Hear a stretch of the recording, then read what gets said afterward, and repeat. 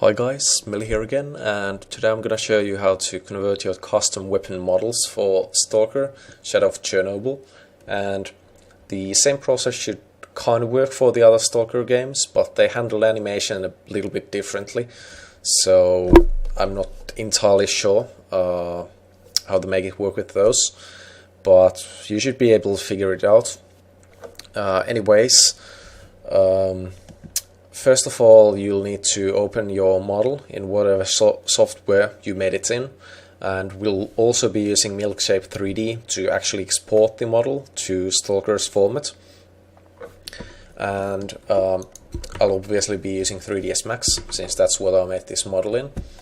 And what I did here is I've split the model first of all by materials, for instance the action bar here and the shell holder thing, and the shells are a separate object because they have a different texture than the shotgun itself, and the pump has the same texture applied, but I've detached that so I can easily assign that to the skeleton in Milkshape. And well, that's pretty much it for the Max part. You can, if you're using 3ds Max, you can get a plugin for it that can export straight into Milkshape 3D format, which I've already done. And I've also opened it up in Milkshape 3D. It doesn't have any textures, but it does have the materials already. Doesn't really matter, we'll need to reassign the textures in the Stalker SDK later on anyways. So as long as you just have some separate materials, we can fix those later on.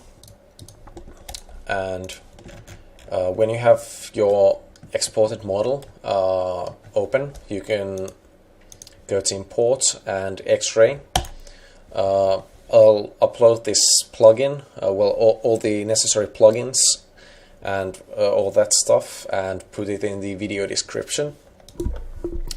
But when you have the model open in Milkshape 3D, you'll want to import the vanilla model you'll be using as a base in Milkshape 3D, and I'll be using this one. We can't kind of really see it because it's really small, so what we'll want to do is we'll want to select the exported model and scale it down a lot.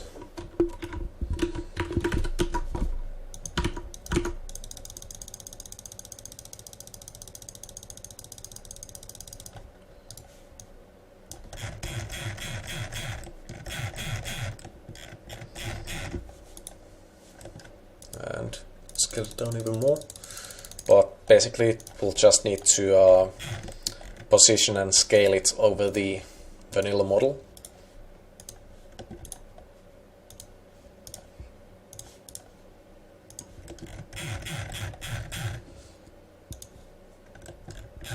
Okay, and we'll also need to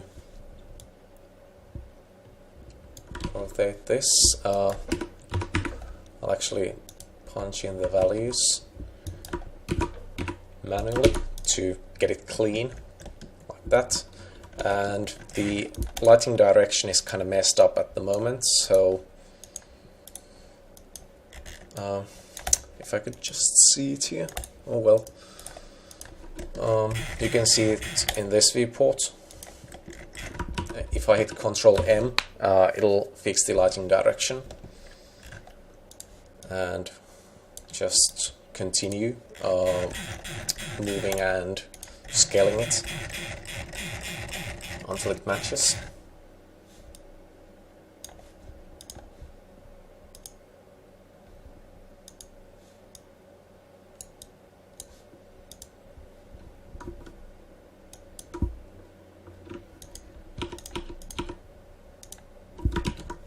Okay, that's a bit too much. Yeah, maybe I can work with this. Don't know if this will work too well in game, since the model we're using at the moment has a pistol grip and mine doesn't. So optimally I'd make one for this, but doesn't really matter, we'll make new animations for it later. It'll work for the time being. And let's see, yeah, we'll need to move that as well.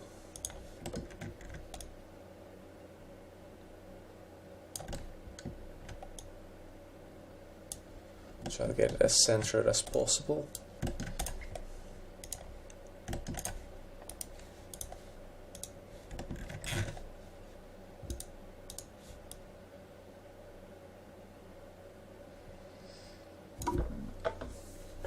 Okay, that should do it. And if you're not sure which parts of the model are assigned to which bones, you can select something like pump and hit cell assigned, and it'll highlight and select whatever is assigned to that, as you can see. But that's kind of self-explanatory, so I'll just select pump here in the groups and go to joints, pump and assign. And not sure about the rest. Let's see. Slide isn't. Oh, it's assigned to the bolt of the weapon, but the M37 doesn't have one, so I won't be assigning anything to that. And the rest should be assigned to body. Yeah. I'll also need to assign shell, which is inside the weapon. Let's change this to wireframe and zoom in, not that much.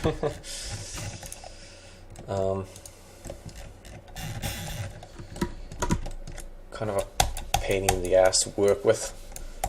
This model is so small in real scale that zooming in and out is kind of painful.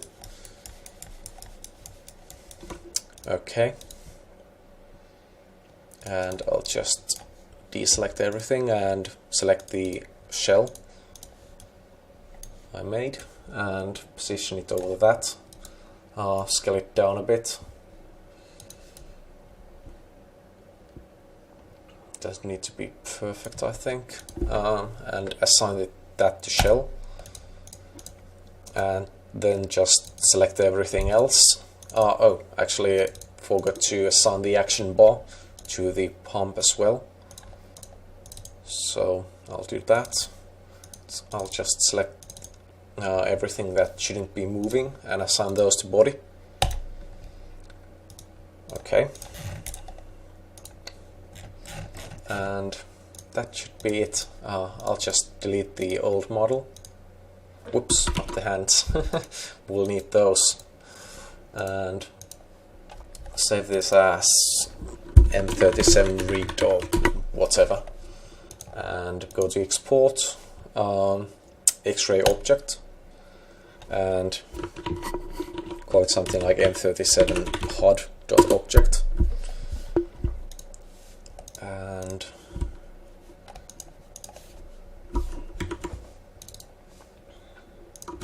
I'll just copy this into the SDK, which is running inside a virtual machine running Windows XP, because the Shadow of Chernobyl SDK doesn't work very well with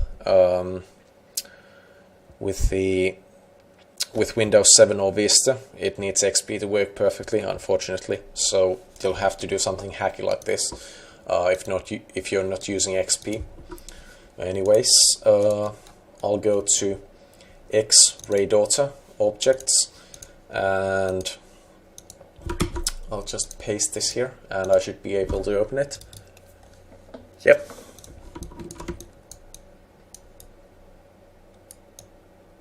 And doesn't have any animations at the moment, so what I'll need to do is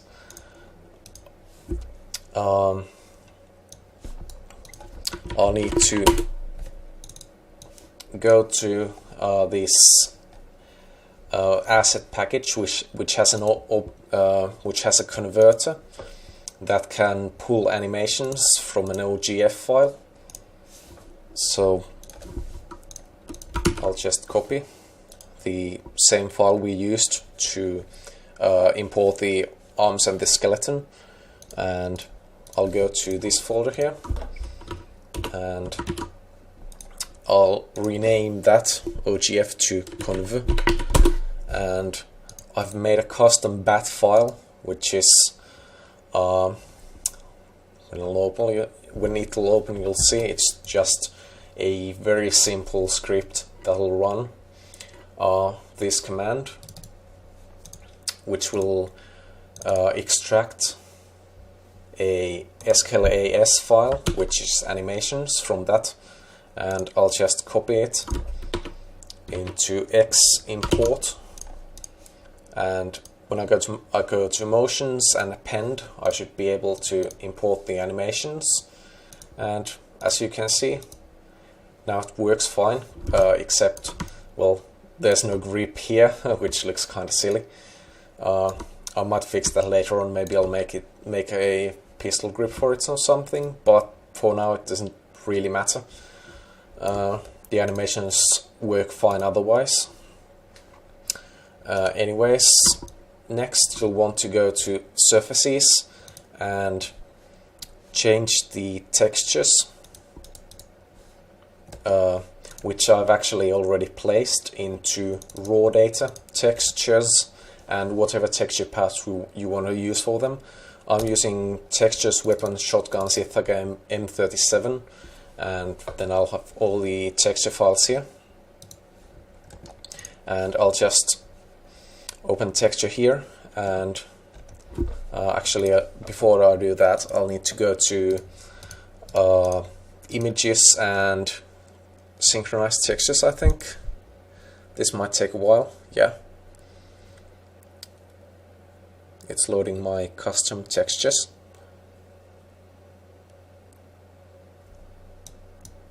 It takes a while since it automatically converts those textures to DDS format for you from TGA. While it does that, I might as well go over the texture files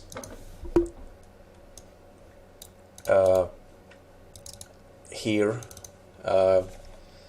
in my real computer and show you how those work as soon as Photoshop wants to open up. Okay, so there's the basic diffuse texture file, and then there's the bump file, which is used for a normal map, but I'm not actually using that one. I'm only using the red channel for the specular map, which controls the lighting of the model. And the rest channels are used as following. Green is pure white, and blue and alpha 1 are neutral gray. In other words, 137 red, green, blue. And the bump hashtag file is the normal map with alpha filled with neutral gray, and the green channel is pointing downwards. So if it looks like this, with indents having the lighting up, you'll need to Control I it. You can tell it especially in the text, which is pointing inwards, and well, kind of hard to explain, but you'll learn to kind of read the normal maps when you work more with them. So like that, and pretty much the same for all the textures. And now that those are synchronized, I can go to texture, weapons, shotguns, and assign corresponding textures. And as you can see, it'll load them. The arm texture should be working already with any luck. If not, you can paste that file from the game files into the SDK folder. Just assign it for everything.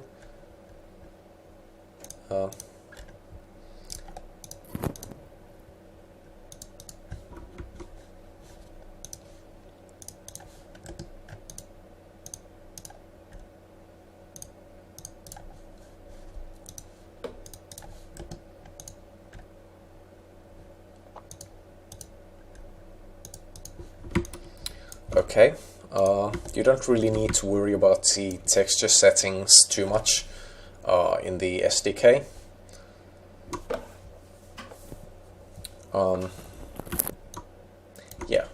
You can, at least with Shadow of Chernobyl, for Clear Sky and Call of Pripyat, you'll need to use the image editor to tweak the material properties, but for Shadow of Chernobyl, it's done via a file called textures LTX. So that's mostly it, actually. Only thing you'll need to change now is change the shader to weapons, so it'll use the weapons cube map. Actually not for the arm, you don't want that to look metallic. Would look pretty silly. And do that for all the parts, and save. And yeah, that should mostly be it. Don't think you need to do more than that. Just go to export OGF, and let's check the file name, ithacam37hard.ogf.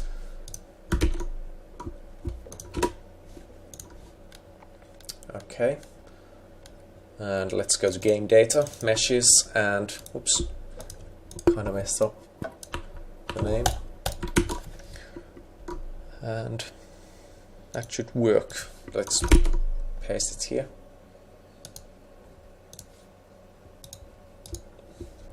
And I'll actually check in engine mode. Yeah, still looks good.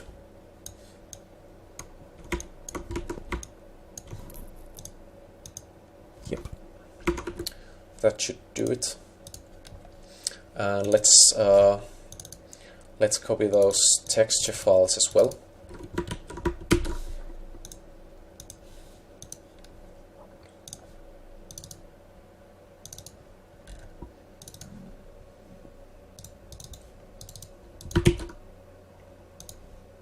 Okay.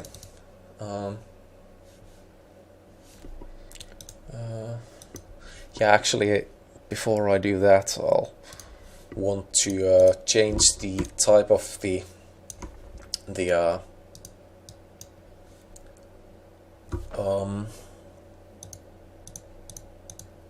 normal maps to DXT5, so they'll have alpha channels.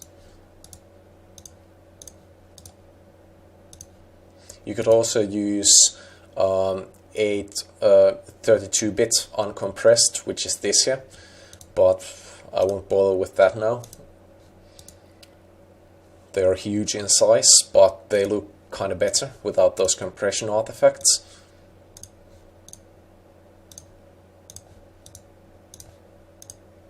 Okay, that should rebuild the textures.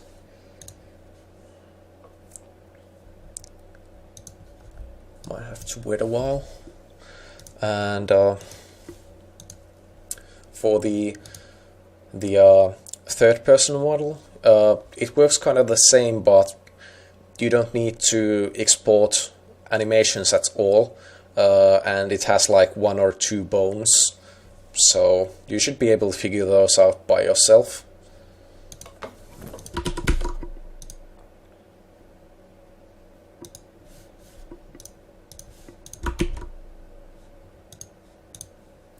Okay, let's go test in-game if that works.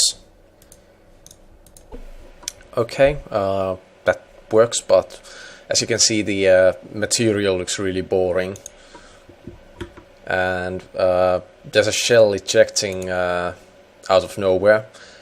That's because the weapon I used as a base had a ejection port there, while as this ejects spent casings via the bottom, so we'd need new animations for that, but I'm not an animator, so I won't go over that. And yeah, that's pretty much it. I'll cover the shader setting quickly. Okay, so just open up textures alt-ax in this folder here, game data textures, and scroll way down to the bottom of the first section, which is association or whatever. Doesn't really matter where you put it, as long as it's inside that that section. And I'll just copy my other material setup because I'm lazy. I'll actually move those bits so they're easier to read. And I'll just change that path to shotgun. What was it again? Yeah, okay. Maybe I'll just copy paste it. And Control-GA.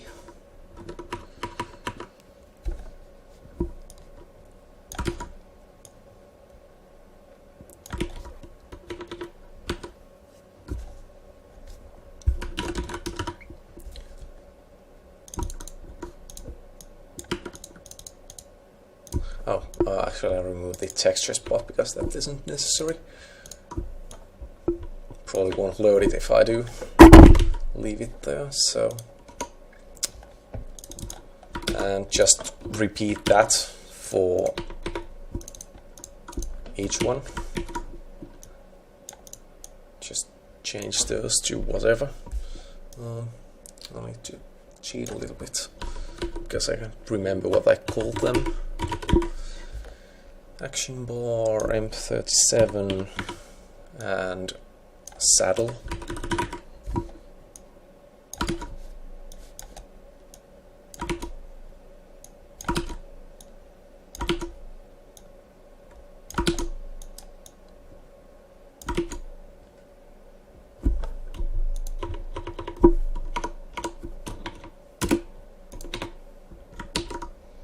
Okay.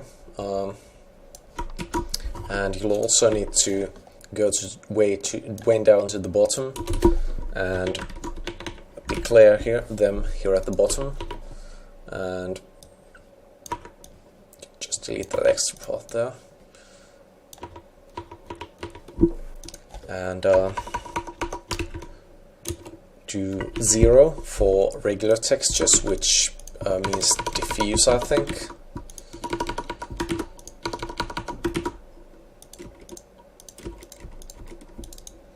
And 2 for the bump textures.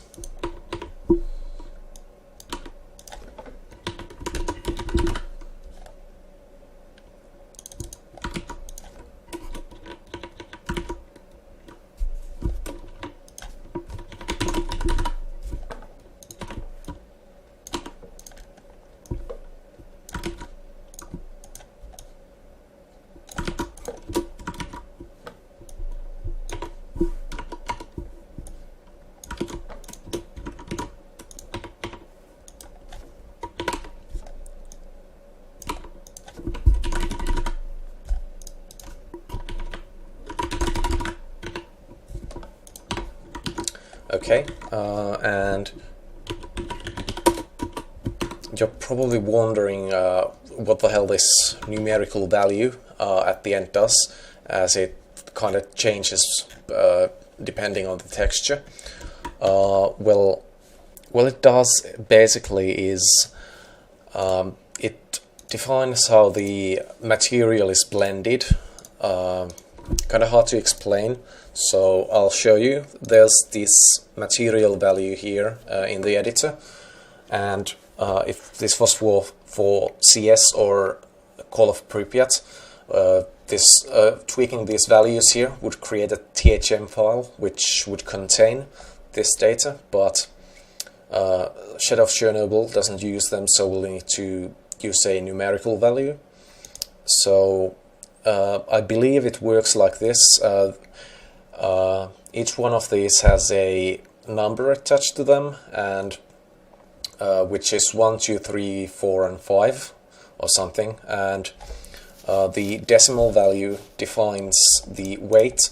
So for instance, let's say Fong and metal is 3 and 4, and if I put 3 in TextureCell it'll be fully Fong shader model, and 4 would be fully metal, and 3.5 would blend 50-50 between them. I'll just try to find a I made a picture which kind of explains how this works. Well, kind of shows how this works. As long as it loads, yeah. As you can see, 4.0 has pretty weak specker, and 3.0 has too strong and metallic, so something like 3.7, 3.8 looks the best in my opinion. So that's what I'm using, but do play with it, see how it works in game, and let's check the... Yeah, that looks a lot better with proper materials. Might still tweak it a little bit, but it works pretty well for being Shadow of Chernobyl. And I think that concludes my tutorial. If you got any questions, feel free to ask me in the comments, and I'll try my best to answer them. And I hope you can guys get it working. I'll catch you guys next time.